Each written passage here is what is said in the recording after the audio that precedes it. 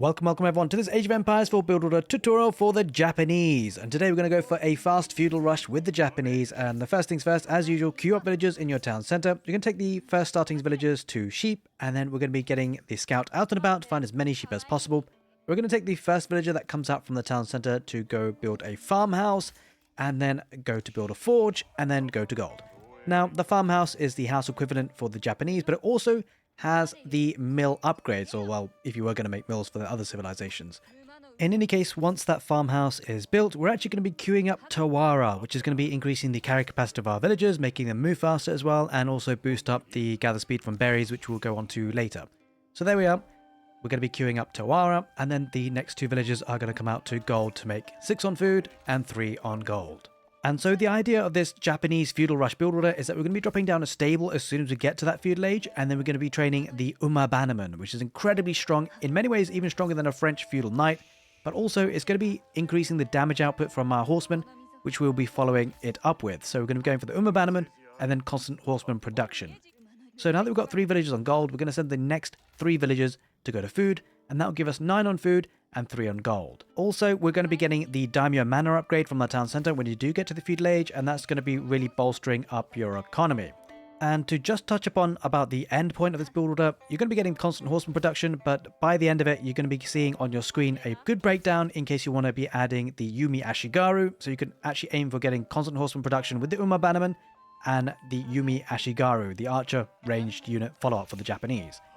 Also though, if you don't want to go for a very heavy feudal age, you can go for a castle age upgrade and then, go on from there.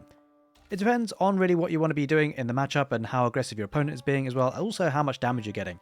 I do quite like the feudal age aggression because then you can actually add in some rams after getting siege engineering, and then, the Yumi Ashigaru can be pretty powerful. You can spam them out very quickly because they are cheaper than your usual archers. In any case, now that we've got 9 villagers on food and 3 villagers on gold, we're going to get the next 1 villager to go out to wood, and then we should be ready to take up to the next stage. We're going to be taking 2 villagers from our town center to build the Cura storehouse, and then 2 villagers from the town center to go to wood when we're ready to age up, which should be in a moment now.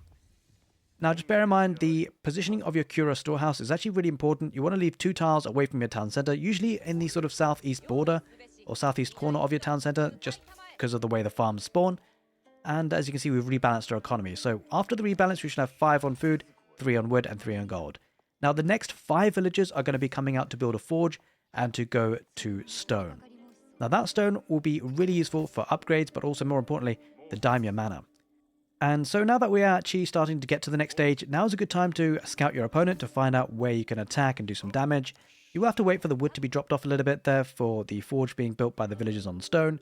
But eventually you get that done and, be having 5 villagers on stone to get your economy rocking and rolling. So, yeah, I mean, the reason why I like this build order as well is because you're going to be getting the melee attack upgrade from the forge. In fact, 2 of them. You get a Dark Age one, which you're going to be clicking very soon, as soon as you can afford it. It is called Tatara, so that's a nice kind of upgrade to get. And then when you do get to the feudal age, you're going to be clicking Hizukuri, which is the tier 2 attack damage for the melee units. And then we're also going to be getting Takezaiku, which is that sort of the wheelbarrow equivalent from the farmhouse when you do get to the next stage. Just make sure you prioritize the melee attack upgrade first and then the eco upgrades. Right, so there's that house being built, the farmhouse, and then we're going to be rallying new villagers after we've got 5 on stone, so we just need 1 more to pop out there, and then we'll be rallying back on to wood.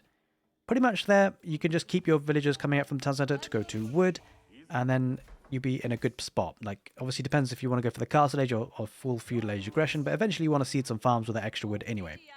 So the idea here is to wait until you have 900 stone remaining in that stone mine, and that will be when you take those 5 villagers away from stone and they'll go to food, ideally the sheep or the berries. It doesn't really matter too much, but as long as you're safe with your economy. All right, so rallying to wood as we'd expect, and don't forget the 2 villagers on the farmhouse will go back to food. And as soon as you do get to that next stage of the feudal age, make sure you're actually going to be queuing up the daimyo manor upgrade from your town center. It does mean you have to idle your villagers' production a little bit, but it's certainly worth it. So now's the time because you're just about to get there. I need 300 stone for that upgrade, and we're just about to get there very soon. It's all happening here at the same time, really, when you age up. There's the daimyo manor being clicked, and then the villager from wood will go to build a stable. Now you can actually rush the stable down if you want to, use all the villagers on wood, but in this demonstration we're just going to be building with one. And there we are. There's the forge upgrade going to be coming in very soon. We can take those villagers away from stone a little bit later than we anticipated there, but for demonstration purposes it's fine. There we are. There's the second upgrade coming in for the melee attack, the Hizukuri, and then we're also going to be getting the Takezaiku, which is going to be boosting up our economy even more. So by the end of this, we should have 12 villagers on food. The new villagers from the town center will be rallying to wood, and then we've got 3 villagers on gold. Now, as soon as that stable is built, you can see we're going to go straight for that gold, right? So we're going to be building the bannerman, getting that unit out, and then following it up with horsemen as quick as possible. So we're going to be building that lumber camp, and from here, the decision has to be made, not necessarily so quickly, but you want to actually be getting either the iron undermesh upgrade if you think you're going to be diving town centers and up against ranged units. I would recommend it generally to get iron undermesh because your horseman numbers are going to be able to tank against town center fire a lot better. But then you can start thinking about getting your eco upgrades, whether it be double broadaxe, which is usually the one that I would prefer to take at this stage.